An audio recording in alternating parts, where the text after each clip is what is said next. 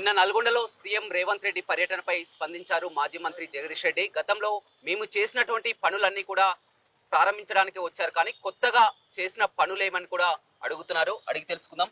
చెప్పండి, నిన్న రేవంత్ రెడ్డి మొత్తం కూడా మొట్టమొదటిసారిగా జిల్లాకు రావడం జరిగింది. అటు బ్రాహ్మణ వెల్లంలో project, Yadadri thermal plant, medical కాలేజ్తో పాటు నర్సింగ్ కాలేజ్, అనేక అభివృద్ధి కార్యక్రమాలు కూడా ప్రారంభించడం జరిగింది. సంతోషం. ఎందుకంటే అభివృద్ధి అనేది ఇప్పుడు కూడా కొనసాగవలసిన ప్రక్రియ. ఏ ప్రభుత్వాలున్నా పార్టీలు మారుతాయి, కానీ ప్రభుత్వం అనేది ఎప్పుడు కూడా ప్రతి నిమిషం కొనసాగవలసిందే. దాంట్లో కొంచెం విఘ్నత ప్రదర్శించి కేసీఆర్ గారి మీద కోపంతో అన్ని రద్దు చేస్తా, కేసీఆర్ ఆనవాళ్ళు లేకుండా చేస్తున్నా అని చెప్పి చెప్తున్నాడు. ఆ పద్ధతిలో దీన్ని కూడా ఆనవాళ్ళు లేకుండా చేస్తారేమని చెప్పి నేను కొంచెం ఆందోళన చెందిన. కానీ అట్లా కాకుండా కొంచెం విఘ్నత ప్రదర్శించి వచ్చి కేసీఆర్ గారు ఇచ్చిన యాదాద్రి పవర్ ప్లాంట్ కావచ్చు, ఇక్కడ మెడికల్ కళాశాల కావచ్చు, నల్గొండలో ప్రారంభం చేసినందుకు వారికి ధన్యవాదాలు. ఇదే సందర్భంలో ఇంత అద్భుతమైన వరం అల్ట్రా మెగా పవర్ ప్లాంట్ని మా వెనుకబడ్డ జిల్లా అయిన నల్గొండ జిల్లాకు ఇచ్చిన కేసీఆర్ గారికి ముందుగా మేము ధన్యవాదాలు తెలియజేస్తా ఉన్నాం ఈ జిల్లా ప్రజల తరఫున. ఇదే సందర్భంలో నల్గొండ జిల్లా ప్రజలందరూ కూడా నేను శుభాకాంక్షలు తెలియజేస్తా ఉన్నా. ఎందుకంటే 6 దశాబ్దాల కాంగ్రెస్ ద్రోహంతో, కాంగ్రెస్ నిర్లక్ష్యంతో, ఈ జిల్లాలో మంత్రులుగా పనిచేసిన వాళ్ళ నిర్లక్ష్యంతో నష్టపోయిన జిల్లా నల్గొండ జిల్లా, వెనుకబడిపోయిన జిల్లా ఈ జిల్లాలో ఏదో ఒకటి అభివృద్ధి ప్రాజెక్ట్ కావాలి అని చెప్పి జిల్లా మంత్రిగా జిల్లా ప్రజల తరఫున నేను చేసిన విజ్ఞప్తి మేరకు కేసీఆర్ గారు ఆనాడు ఆ ప్రాజెక్ట్ని ఇవ్వటం, భారతదేశంలోనే మొట్టమొదటిదైన 4000 మెగావాట్ల అల్ట్రా మెగా పవర్ ప్లాంట్ను మాకు ఇవ్వటం, అది వాళ్ళ జిల్లా ప్రజలకి ఫలితాలు ఇచ్చే స్థితికి రావడం అనేది చాలా సంతోషం. తప్పకుండా అందుకే నేను కేసీఆర్ గారికి ధన్యవాదాలు తెలియజేసిన.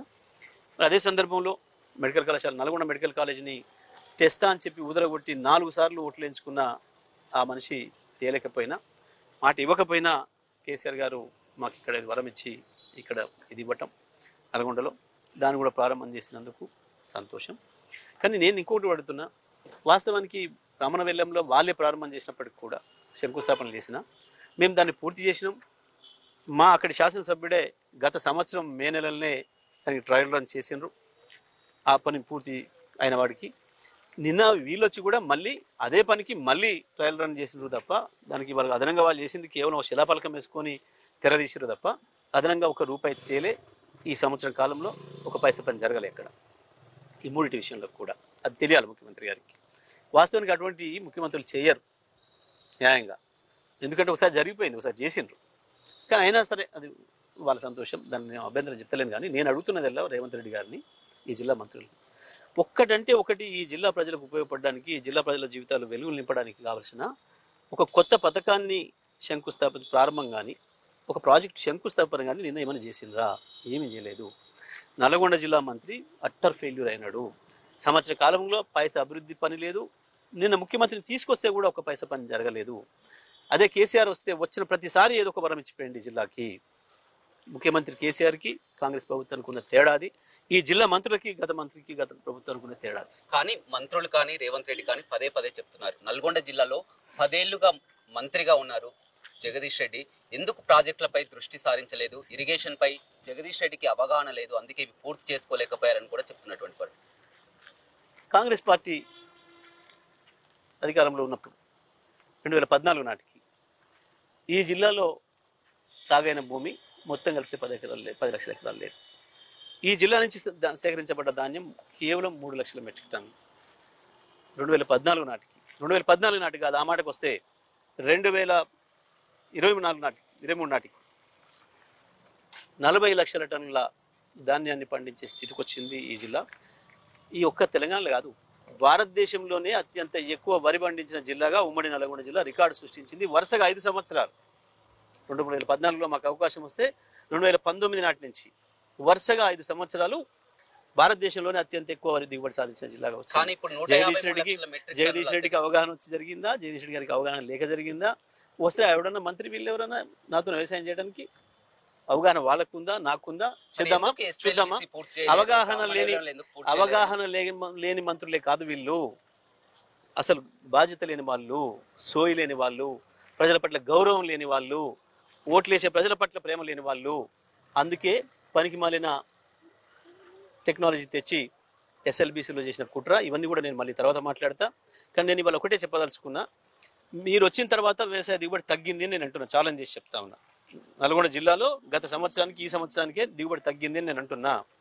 మీరు చేసిన ద్రోహం వల్ల నల్గొండ జిల్లా రైతాంగానికి గత సంవత్సరంగా అన్యాయం జరుగుతుంది అని నేను చెప్పినా. మాకు రావాల్సిన రైతు బంధు ఆపేసిండ్రు, రైతునే అదేంది అభయహస్తం అన్నారు, అది పీకింది, మొత్తం పోయింది. ఆ తర్వాత రుణమాఫీ అన్నారు, అది లేదు, ఏది చేసింది లేదు. రావాల్సింది 3,000 కోట్లు అయితే ఈ జిల్లాకు 1,500 కోట్లు కూడా రాలేదు, 1000 కోట్లు కూడా రాలేదు ఈ సంవత్సర కాలంలో రావాల్సిన మొత్తము.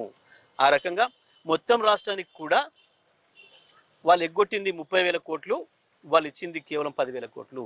10 నుంచి 12,000 కోట్లకు మించలే రుణమాఫీ. చెప్తున్నాయని అబద్ధపు లెక్కలు, కాకి లెక్కలు తప్ప. ధాన్యం విషయంలో ఏంది, ముఖ్యమంత్రి చెప్పేది అబద్ధం అంటారా, మంత్రులు చెప్పేది అబద్ధం అంటారా? వాళ్ళ లెక్కలతో సహా 153 లక్షల మెట్రిక్ టన్నులు దేశంలోనే అత్యధికంగా పండించమని నేను ఒకటే మాట చెప్తున్నా, ఇప్పటి వరకు మీరు సేకరించింది ఎంతో చెప్పడానికి మీ ముఖానికి లెక్కలేదు మీ కాడ. ఇప్పటివరకు ఎంత సేకరించారో చెప్పిరా మీకు? మేం ఆనాడు కేసీఆర్ గారి నాయకత్వంలో ప్రతిరోజు సాయంత్రం 6-7 గంటల వరకే మొత్తం జిల్లాలో ఉన్న కలెక్టర్లు కావచ్చు, సివిల్ సప్లైస్ కమిషనర్ కావచ్చు, ఈ రోజు ఎంత సేకరించినాం, ఈ రోజు మొత్తానికి కలిసి కుమిలేటుగా ఎంత సేకరించినాం ప్రతిరోజు చెప్పాలని చెప్పినాం. 5 సంవత్సరాల లెక్కలు అట్లాగే ఉన్నాయి మా దగ్గర. నేను ఇవాళ చెప్తున్నా, ఇవాళ అడుగుతున్నా, నేను ఇంకా నేను మాట్లాడడం లేదు, మొదలు పెడతా తొందరలోనే. వాళ్ళ లెక్కలు చూసినాకనే ఈ సంవత్సరం మీరు సేకరించిన ధాన్యం ఎంత, మీరు ఇచ్చిన బోనస్ ఎంతో చెప్పిన తర్వాత నేను ఆ లెక్కల మీద మాట్లాడతాను. ఇంకా మూసిపై నిన్న ఘాటైన వ్యాఖ్యలు చేయడం జరిగింది. జిల్లాలో మిగిలింది ఏకైక ఎమ్మెల్యే ఏకలింగం, లేకపోతే మూసిలోనే కలిపేస్తాం, అడ్డుకోవాలంటే ఆ ఒక్క సీటు కూడా రాదనేటువంటి విమర్శం కూడా చేయడం. నిజమే, నేను ఏకలింగానో ఏలింగానో కానీ కాంగ్రెస్ పార్టీని నపుంసకలింగం చేసిన కదా గత టర్మ్లో. కాంగ్రెస్ పార్టీ నపుంసకలింగం అయింది ఈ జిల్లాలో గత టర్మ్లో. మళ్ళీ ఆ పరిస్థితి తీసుకొస్తా, అందులో సందేహం లేదు. రాజకీయాలు వదిలేద్దాం. మూసి విషయానికి వస్తే, మూసి పాప ప్రక్షాళన చేసుకోవాల్సిన బాధ్యత కాంగ్రెస్ పార్టీ పైన ఉంది. కానీ ఆ పని వదిలిపెట్టి మళ్ళీ ఒక్కసారి ప్రజలకు ద్రోహం చేసే పద్ధతిలో ప్రజల ఇండ్లు గులగొట్టే ప్రయత్నం మొదలుపెట్టినారు. నేను చెప్తున్నా, మూసి ప్రక్షాళన జరిగి తీరాలి, లేకపోతే నల్గొండ జిల్లా ప్రజల తరఫున మేం పిలిపిస్తున్నాం. కాంగ్రెస్ హటావో మూసి బచావో పిలిపించి మేం మూసిని బాగు చేసుకుంటాం. మీరు చేయకపోతే వాస్తవానికి మూసిని నాశనం చేసిపోయింది మీరు. 1956లో మంచినీళ్లతో వచ్చిన మూసి, మంచినీళ్లతో మీ చేతికి ఇచ్చిన మూసిని 14 నాటికి మురికి కంపం చేసి దాని పక్కన నిలబడితే ముక్కులు పగిలిపోయే దుస్థితి తీసుకొచ్చిపోయిన దుర్మార్గులు మీరు. నాశనం చేసింది మీరు. ఏ సంవత్సరం ఎంత నాశనం చేసిరో లెక్కలతో సహా నా దగ్గర ఉన్నాయి. మొత్తం జిల్లా ప్రజలకి, హైదరాబాద్ ప్రజలకి, రంగారెడ్డి ప్రజలకు కూడా నేను వివరిస్తా తొందరలోనే. వాస్తవానికి ఆ పాపం నుంచి బయటపడించడానికి, పైగా నల్లగొండ జిల్లాకు మీరు చేసిన ద్రోహం వల్ల, మీ వల్లనే పుట్టిన ఫ్లోరిన్ నుంచి, మూసి మురికి నీళ్ళు తాగే దుస్థితి నుంచి సూర్యాపేట పట్టణాన్ని కాపాడుకోవడానికి.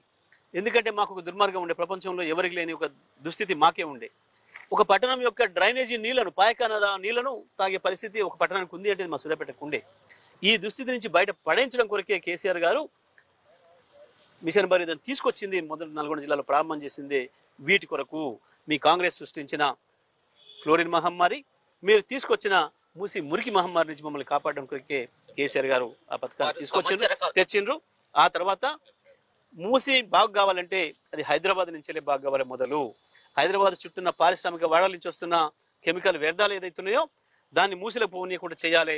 హైదరాబాద్ ప్రజల నుంచి వస్తున్న, ప్రతిరోజు వస్తున్న మురుగునీరు ఏదైతుందో దీన్ని ట్రీట్మెంట్ చేసి పంపాలని చెప్పి కేసీఆర్ గారు ఆనాటి పురపాలక శాఖ మంత్రి కేటీఆర్ గారికి ఏదైతే ఆదేశం ఇచ్చిండ్రో, వారు ఇమ్మీడియట్గా యాక్షన్ తీసుకొని ప్రపంచవ్యాప్తంగా ఉండే నిపుణులను కూడా పిలిపించి మంచి మోడల్స్ తీసుకొని అతి తక్కువ ఖర్చుతోని ఎక్కువ ఫలితం ఎట్లా తీసుకోవాలని చెప్పి చేసిన ప్లాన్లో భాగంగానే దాన్ని మొదటగా పారిశ్రామిక వాడలను తరలించాలి, లేదా అక్కడ సరైన ట్రీట్మెంట్ ప్లాంట్లు ప్రభుత్వం నిర్మాణం చేసి ఆ కెమికల్ వ్యర్థాలు మూసిలో రాకుండా ఆపాలని ప్రయత్నం చేసి ఆ కార్యక్రమాన్ని మొదలుపెట్టిండ్రు.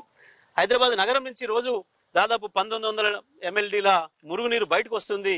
దీన్ని మొత్తం శుద్ధి చేసి బయటకు పంపాలంటే 2000 MLDల సరిపోయేంత ట్రీట్మెంట్ ప్లాంట్లను చేయాలని చెప్పి దాదాపు 32 ప్లాంట్లకు అనుమతులు ఇచ్చి శంకుస్థాపనలు కూడా చేసిండ్రు. 4 పూర్తి చేసి మిగతా కూడా 28 పూర్తి దిశలో ఉన్నాయి. నేను ప్రభుత్వాన్ని డిమాండ్ చేస్తున్నా, ఆ పథకాన్ని కొనసాగించాలి. ఇవాళ నిన్న ఇచ్చేది ఏదైతే యాదాద్రి పవర్ ప్లాంట్ కావచ్చు, అదేవిధంగా మెడికల్ కాలేజీని కావచ్చు, ఎట్లయితే ప్రారంభం చేసినవో అవి కూడా పూర్తి చేసి వెంటనే నల్గొండ జిల్లాకు ఒక చుక్క మురికిని రాకుండా కాపాడాల్సిన బాధ్యత ప్రభుత్వంగా మీ మీద ఉంది. అది చేయకపోతే మీ వెంట పడతాం, చేయాల్సిన బాధ్యత మీ మీద ఉంది. కాంగ్రెస్ హటావో మూసి బచావో నినాదాన్ని తీసుకొని మొత్తం నల్గొండ జిల్లా ప్రజలు కావచ్చు, రంగారెడ్డి జిల్లా ప్రజలు కావచ్చు, హైదరాబాద్ ప్రజలు కావచ్చు, నీ వెంటబడి నీ మెడలు ఉంచుతాం. కానీ నువ్వు నీ రియల్ ఎస్టేట్ ఆలోచనలతోని, నీ రియల్ ఎస్టేట్ ఎజెండాతోని హైదరాబాద్ అమాయక ప్రజలు ఇల్లు కూలగొడతానని చెప్పి దీని పేరు చెప్పి దుర్మార్గం చేస్తారంటే ఎట్టి పరిస్థితులు కూడా అనుమతించేది లేదు. ప్రజలు తిరిగినే ఉంటారు, వాళ్ళు అట్లా బతుకుతుండాలి.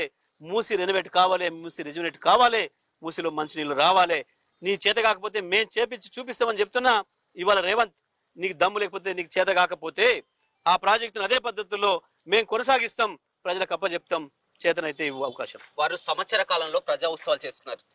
క్షమాపణకు కూడా సిద్ధం. ఎందుకంటే తాము చేసినటువంటి టైంలో 52,000 ఉద్యోగాలు ఇచ్చారు. ఈ సంవత్సర కాలంలో 65,000 కోట్లు మీరు చేసినటువంటి అప్పు, 65,000 కోట్ల అప్పులు కూడా కట్టాం. దేనికైనా సిద్ధం, క్షమాపణ చెప్తాం, ఇది నిరూపించకపోదని ప్రధాని మోదీకి కానీ బీఆర్ఎస్ నాయకులకు కానీ సవాల్ చేస్తున్నారు. ఒక పని చేద్దాం రమేష్, మీ ఊరికే పోదాం, అక్కడికి పోద్దాం. పోయి ఆడ కూర్చొని అరుగు మీద కూర్చుందాం. వాళ్ళు కొంతమంది ఉంటారు పెద్ద మనుషులు, మన వాళ్ళని అడుగుదాం, వాళ్ళు ఏమంటారు విందాం. వాళ్ళు ఏమన్నారు తెలుసా? నిన్న పోతే ఏమన్నా తెలుసా? మీ ఊరికే పోదాం అంటున్నా. మందులో కొద్దిగా ఎక్కడికి వద్దు, మీ ఊరికే పోదాం. ఏమన్నా పెట్టుకుని వాళ్ళు ఏమంటున్నారు?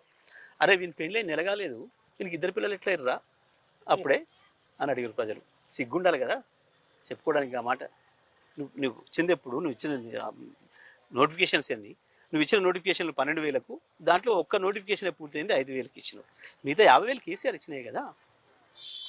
ఇవాళ పవర్ ప్లాంట్ కూడా నేను నిర్మాణం చేసిన అంటే నవ్వుకోరు ప్రజలు. నల్గొండ జిల్లా ప్రజలు ఏమంటారు? ఈ మెడికల్ కాలేజ్ నేనైతే ఇచ్చినా, ఎంకరెడ్డి కోస్తుండొచ్చు, చేతులు ఎంకరెడ్డి కోస్తుండొచ్చు. ప్రజలు ఎట్లా నవ్వుకుంటున్నారు? నువ్వు నవ్వుకోవట్లేవా? మంది ఎందుకు? మళ్ళీ నీతో మాట్లాడుతుంటే నవ్వుకుంటున్నారు. నిన్న నల్గొండ గడ్డ సాక్షిగా కూడా మరొకసారి కూడా చెప్పడం జరిగింది. జనవరిలో రైతు భరోసా అందించి తీరుతామని కూడా నల్గొండ సాక్షిగా కూడా చెప్తున్నారు. ఇప్పుడు దేవుళ్ళ సాక్షిగా అయిపోయింది, దేవుళ్ళ కొంప ముంచిండు. రాహుల్ గాంధీ కొంప ముంచిండు, రాహుల్ గాంధీ సాక్షిగా అయిపోయి ఆయన కొంప ముంచిండు, సోనియమ్మ కొంప ముంచిండు. ఇప్పుడు మన నల్గొండ జిల్లా కొంప ముస్తాం అనుకుని మాట్లాడుతున్నట్టున్నాడు. రేవంత్ రెడ్డి మాటలు ఎవరు నమ్ముతలేడు, నవ్వు వస్తుంది ఆయన మాటలు వింటుంటే. ఎందుకంటే అయిపోయింది రుణమాఫీ చేసిన అని ఎగిరిండు. ఎన్నడు వైరా సభలో రుణమాఫీ అయిపోయిందని ప్రకటించిండు. నీ దగ్గర బయట ఉంది, చూపించి. ఇది కూడా నువ్వు నా చూపించినప్పుడు ప్రజలకు ఇది కూడా చూపించాలి దయచేసి, మీ బాధ్యత. పైన చెప్పండి, మీ ఎడిటోరియల్లో చెప్పండి. వైరాలోనే ఎగిరిండు, పూర్తి చేసేసిన అన్నాడు. మళ్ళీ నిన్న కాక మొన్న మళ్ళీ పూర్తి చేసిన అన్నాడు. వాళ్ళ మంత్రులు ఇప్పటికి పూర్తి కాలేదంటారు. నేను ఒకటే చెప్తున్నా, ఇప్పటికీ కూడా రుణమాఫీ నువ్వు చెప్పిన ప్రకారం 2 లక్షలు నువ్వు ఇచ్చిన హామీ ఇచ్చిన అందరికీ కాలే. ఇప్పుడు దాదాపు 12,000 రూపాయలకు ఎక్కువ మించలే, 1 రూపాయి కూడా ఇవ్వలే. నేను చెప్తున్నా, డిమాండ్ చేస్తానా, శ్వేతపత్రం పెట్టాలి రేపు. ఆర్థిక శాఖ కార్యదర్శి ఆయన సంతకంతో రిలీజ్ చేయాలి. ఇప్పటి వరకు 8,000 కోట్ల రూపాయలు 8 లక్షల మంది రైతుల ఖాతాలో పడ్డాయో చెప్పి తీరాలి. అదే అబద్ధం. సంవత్సర కాలంగా అబద్ధాలు మాట్లాడుతూ ప్రజలను డైవర్ట్ చేయడానికి రకరకాల కుట్రలు చేస్తూ రకరకాల కేసులతోని కాలం వెలిబుచ్చుతున్నాడు. ఇది తెలివి తక్కువతనం. బీఆర్ఎస్ పార్టీగా మేము కూడా ఒక విఘ్నత కలిగిన ప్రతిపక్షంగా సంవత్సరం సమయం ఇవ్వాలని చెప్పి మా నాయకుడు కేసీఆర్ గారు ఏదైతే ఆదేశం ఇచ్చిండ్రో ఆ పద్ధతిలోనే ఉన్నాం. కానీ వెంట వదిలిపెట్టేది లేదు. మేము పార్టీకి ఎప్పటివరకు ఏ కార్యక్రమం తీసుకోలే.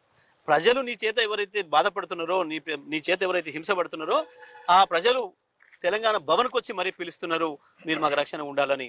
ఆ కార్యక్రమంలో ఉన్న ఇప్పటిదాకా రేవంత్ చేత అన్యాయానికి గురవుతున్నా, రేవంత్ చేత దాడికి గురవుతున్నా, రేవంత్ చేత ద్రోహానికి గురవుతున్నా, రేవంత్ చేత కూలగొట్టబడుతున్నా ఆ ప్రజలకి రక్షణ ఇచ్చే పనిలోనే ఉన్నాం తప్ప పార్టీగా ఇంకా మేము కార్యక్రమాలు ప్రారంభం చేయలే.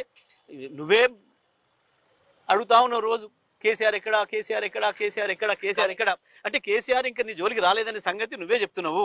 మొదలైతుంది, సంవత్సరం అయింది, మీకు ఇచ్చిన హనీమూన్ పీరియడ్ అయిపోయింది. ఇక మొదలు పెడతాం మా కార్యక్రమాలు. ప్రజల తరఫున నువ్వు ఇచ్చిన హామీలు ఏదైతున్నాయో వాటి కొరకు అది నల్గొండ నుంచే ప్రారంభం చేస్తాం. కానీ చివరిగా చెప్పండి, సంవత్సర పాలనలో సీఎం రేవంత్ రెడ్డిలో కాస్త మార్పు కనపడుతున్నట్టుంది. భాష విషయంలో గతంలో కూడా, ఇప్పుడు అన్ని సభలు కూడా చూస్తున్నాం, కేసీఆర్ గారు ప్రతిపక్ష నాయకుడు రండి మీ అనుభవాలను వివరించండి అని కూడా గతంలో మీరు భాష తీరుపై కూడా వివరించారు. ఒక మార్పు అయితే కనపడుతున్నట్టుంది. సంతోషం. మనిషి మారితే ఎప్పుడైనా సంతోషం. చెడువాడు మంచి అయితే సమాజం అంతా సంతోషపడుతుంది, పక్కింటి కూడా సంతోషపడుతుంది. ఇంటిలో కాదు పక్కింటి కూడా సంతోషపడతారు. అరే వీడు జర మంచిగా ఏంట్రా పాపం, మంచిదే మనిషి అనే. తెలంగాణ ముఖ్యమంత్రి హోదాలో ఉన్నాడు కూడా స్వయంగా మంత్రి పొన్నం ప్రభాకర్ వెళ్ళి కూడా కేసీఆర్ ని ఆహ్వానించడం జరిగింది. కాదు అది పొరపాటు. అది మరి ప్రింట్ తప్పు కొట్టినట్టున్నారు. తెలంగాణ తల్లి కాదు వాళ్ళు పెడుతున్నది, కాంగ్రెస్ మాత విగ్రహాన్ని పెట్టుకుంటున్నారు. వాళ్ళు ఆ మాత విగ్రహాన్ని గాంధీ భవన్లో పెట్టుకొని ఆహ్వానిస్తే తప్పకుండా పోయి శుభాకాంక్షలు చెప్పొచ్చేవాళ్ళు తోటి పార్టీగా. కానీ వాళ్ళు కాంగ్రెస్ మాత విగ్రహాన్ని తీసుకొచ్చి సెక్రటేరియట్లో పెడుతున్నారు. అది మాకు అభ్యంతరం. మేము విగ్రహం పట్ల వాళ్ళు చెప్తున్నారు అదేమో దుర్రల తెలంగాణ మొత్తం ఉంది, ఇదేమో ఒక రైతు, ఒక మహిళ, సాధారణ మహిళ, తెలంగాణలో మహిళ ఎలా ఉంటుందో అది తెలంగాణ తల్లి.